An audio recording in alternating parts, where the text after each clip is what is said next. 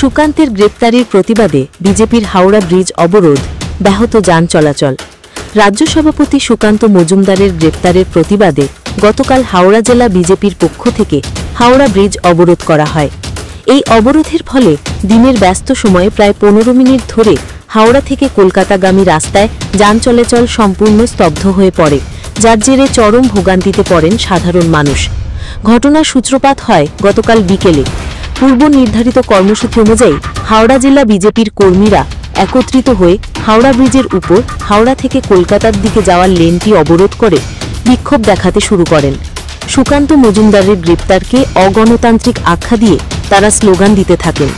এই আকস্মিক অবরোধের ফলে ব্রিজের ওপর এবং সংলগ্ন এলাকায় ব্যাপক যানজটের সৃষ্টি হয়। খবর পেয়ে ঘটনাস্থলে পৌঁছায় পুলিশ। প্রায় মিনিট 15 অবরোধ চলার পর পুলিশ এসে হস্তক্ষেপ করে এবং অবরোধকারী বিজেপি কর্মীদের ব্রিজ থেকে সরিয়ে দেয়। এর ঘিরে যান চলাচল স্বাভাবিক হয়। এই ঘটনাকে কেন্দ্র করে এলাকায় সাময়িক উত্তেজনা ছড়ায়।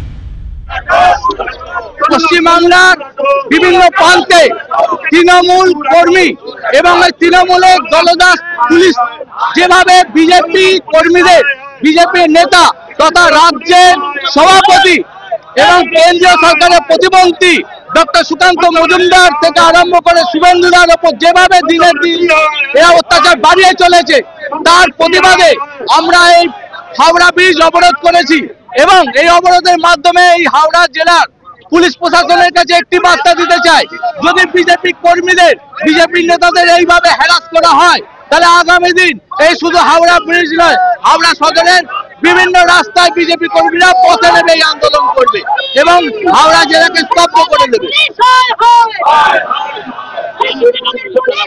আমি হাওড়া জেলা সদরের সভাপতি গৌরাঙ্গ ভট্টাচার্য।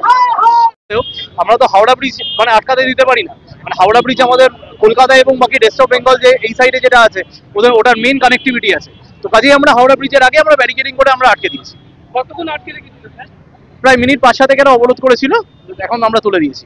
এখন আর অবরোধ করে নেই, আমরা ব্যারিকেডিং খুলে দিচ্ছি, আমরা ট্রাফিক নর্মালাইজ করে। হাওড়া ব্রিজ কতক্ষণ বন্ধ হয়ে গেছিল?